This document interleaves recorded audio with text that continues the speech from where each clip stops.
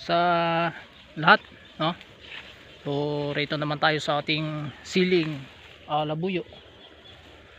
Kung naalala nyo noong unang in-upload natin na video mga boss, ay sa kabila yung ano natin, yung siling labuyo natin na medyo hindi pantay yung ano noon, mga sanga. Pero dito naman ay yan o, naka baba yung mga dulo ng kanyang mga sanga, sapagkat ay medyo may kabigatan ang kanyang mga bunga, kaya ganyan. Doon naman sa kabila, yung pinos natin na una ay inatake ng sakit, kaya dito labis po tayo nagpapasalamat sa Panginoon dahil dito po ay medyo maganda. So hindi pa nyo masyadong makikita ang mga bunga nito dahil po ay yung dahon niya at saka yung bunga niya pareho lang ang kulay. So kung mahinog na ito, ay ito po ay mahinog ng sabayan o kaya buylom. Ito po ay klarado po sa ating paningin, mga kaparm. So dito makikita natin mga boss na kumikintab yung mga bunga ng ating labuyo. Ito po ay napakadami na bunga, so hindi nyo lang masyado makikita. Pero sa ilalim po mga boss ay may mga bunga siya, no? May mga hinog kumbaga. Dito makikita po natin, ito, yan. So ayan, may hinog na. Pero mamaya ay makunan pa rin natin ng isa pang content doon sa kabila para tested improvement po, na tayo po hindi po nagsisinungaling na ito po ay pinagkaiba doon sa kabila. So makikita nyo napakapantay, no? Doon sa kabila naman ay mayroong medyo walang dahon na medyo mga mahaba, at mayroon naman sa baba. Pero dito halos po ay nakapailalim yung mga sanga niya, sapagkat ay marami po at mabigat po yung bunga niya.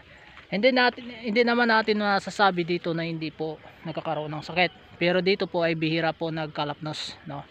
Dahil po siguro sa kanyang pag-alaga na inararo po natin, no? So ito po ay nagsisimula na po na maghinog. So dito po tayo nagpasalamat kasi hindi po lahat na siling labuyo natin ay inatake ng sakit, kasi doon sa kabila ay kawawa talaga, no? Talo tayo doon, no? So panghina ng loob kung ating iisipin na ganyan po ang mangyayari sa ating tanim. Pero dito mga ka-farm, no, mga boss, madam, so makikita nyo na yun, nakatiyong yung mga sanga niya, sapagkat dyan po ay marami talagang bunga, no? Ay sana po dito po tayo makabawi, kasi doon sa kabila ay malaki pong area kaysa dito. Doon kasi ay nasa mahigit 2,000 puno, dito ay mahigit lang 1,000.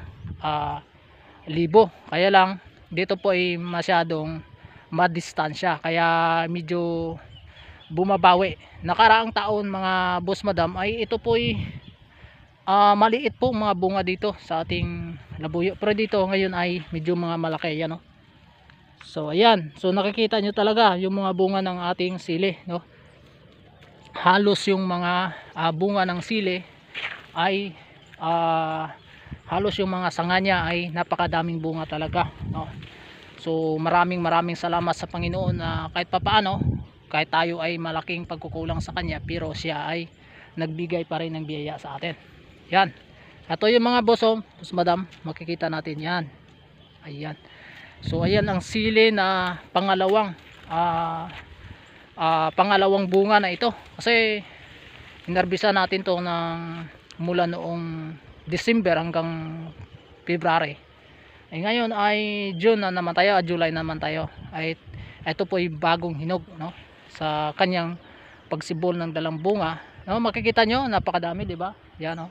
Ayan, so ito po ay maganda siya na magdiretso tayo yung tanim natin dati na pabungahin natin, pero napaka masilan, kumbaga marami po tayong pwedeng manghinayang tayo dahil po ay ito po ay frontage ng sakit kapag nakaraan na siya, kumbaga hindi bagong tanim, no? Pero sigurado po hindi po tayo tagalan sa pag-antay dahil po ay dati na po siya tapos inalagaan natin. So makikita nyo yung mga previous video natin na i-post natin sa ating YT channel na yung labuyo natin dyan na wala ng dahon. Ito na ngayon mga boss, madam. So ito na yung mga sili natin na walang dahon dati, no? By the way, malaki talagang pasalamat ko na hindi po lahat nadadapuan ng sakit. Eto may mga hinog, oh, hinog. Yan. Ito ay bago pa lang nagsimula, no? Tinanong ko nga kay brother kung nagsimula na ba ang hinog dito. Sabi niya mayroon na daw, pa konti-konti lang. Pero ayun, oh. Yan. So ayun, makikita nyo, no? So yun ang papasalamatan natin dahil po ay naghinog na talaga, no? Nagsimula na. So mabilis lang ito kasi dumami ang hinog. Ito yung sakit sa kabila mga boss madam, yun, no? Lapnos. So napakahirap talaga na gumastos tayo sa isang halaman na alam po natin na nagkakaroon siya ng sakit dati, na ito pong sakit na bihira po na solusyonan, kumbaga, no? Hindi po siya basta masolusyonan yung sakit na na lapnos. Yan, oh. Yan, mahinog na. So kukunin natin yung may mga sakit at isegregate natin dahil po ay ito po ay pwedeng dumami, no? Pero iba talaga dito mga boss madam, kasi yung sili natin dito ay ganito na yung struktura niya, maraming bunga, hindi pa rin na dumami ang sakit. Ibig sabihin pwede tayo makakaroon ng maraming makakuha dito during the harvest. So ayan po ang itsura ng ating siling labuyo. So dito, so kukunan natin ng isa pang content na tungkol po dito doon sa kabila para makikita nyo. Sunod lang natin sa pag-upload nito, abangan nyo kung ano yung itsura doon. Kasi doon kasi mga boss madam ay napakadami talagang sakit, no? Napakadaming sakit, halos lahat na po. Kaya bihira po, posible po na hindi po tayo magkakaroon ng pagbawi ng ating puhunan.